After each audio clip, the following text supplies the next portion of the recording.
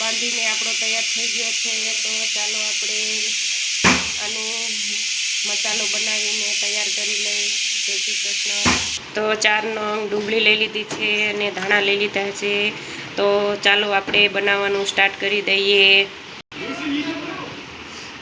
તો ડુંગળી આપણી તૈયાર થઈ ગઈ છે। આ રીતે આપણી ડુંગળી તૈયાર થઈને આપણે ધાણા પાછી એડ કરશું। થોડીક હળદર એડ કરશું, થોડીક ચટણી એડ કરશું,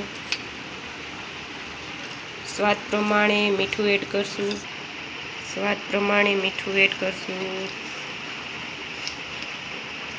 મેયોનીઝ એડ કરશું આપણે,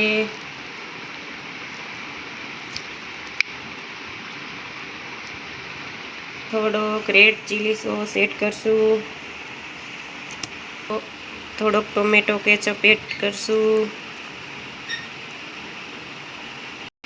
થોડોક ચીલી ફ્લેક્સ એડ કરશું। હવે સરસ રીતે બધું મિક્સ કરશું। તો સરસ રીતે મિક્સ કરશું આપણે।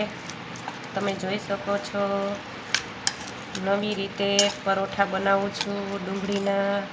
તમે જરૂર ટ્રાય કરજો। તો આપણું બેટર કંઈક આ રીતે તૈયાર થયું છે, તમે જોઈ શકો છો।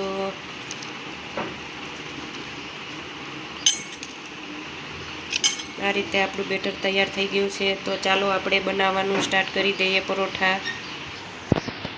તો પરોઠા માટે આપણે રોટલી બનાવીને તૈયાર કરી લીધી છે। તેનેમાં આવી રીતે આપણું પરોઠા રોટલી ઉપર પાથરી દેશું સરસ રીતે।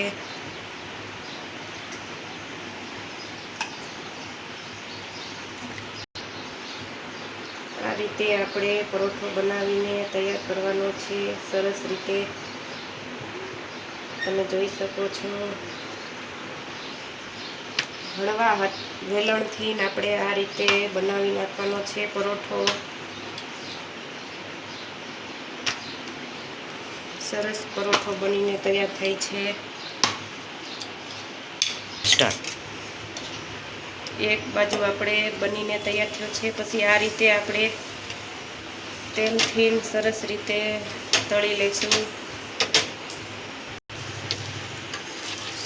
તો આ રીતે આપણો પરોઠો બનીને તૈયાર થઈ ગયો છે। તો બનીને તૈયાર થઈ ગયો છે પરોઠો આપણો। તો ચાલો હવે એને કટ કરી લઈએ। તો આ રીતનું આપણો પરોઠો બનીને તૈયાર થઈ ગયો છે, જોઈ શકો છો। ચાલો હવે પરોઠાનું સ્ટાર્ટ।